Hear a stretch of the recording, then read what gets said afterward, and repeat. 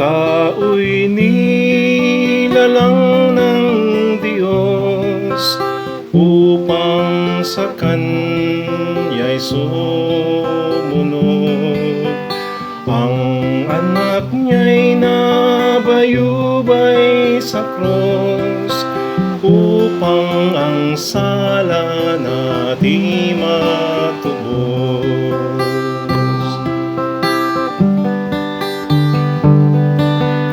Bawat tao sa daigdig may tungkuling gagampanan. Nais ng Diyos tayo'y magmahalan at huwag mabulid sa kasalanan.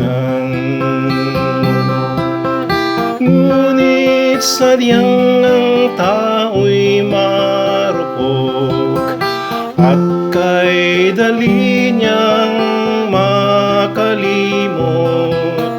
Buhay natin sa mundo'y maikli, di natin dapat sayangin.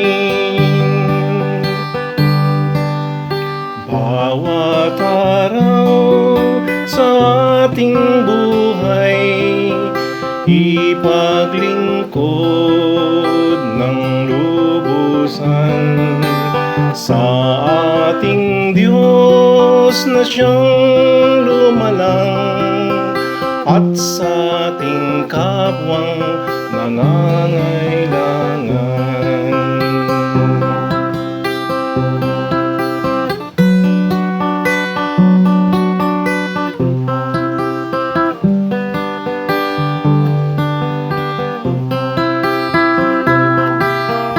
Ngunit sadyang ang tao'y marupok at kay dali niyang makalimot.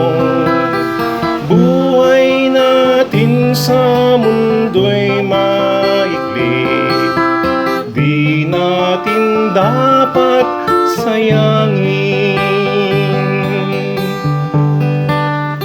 Bawat araw sa ating buhay ipaglingkod ng lubusan sa ating Diyos na siyang lumalang at sa ating kapwang nangangailangan, at sa ating kapwang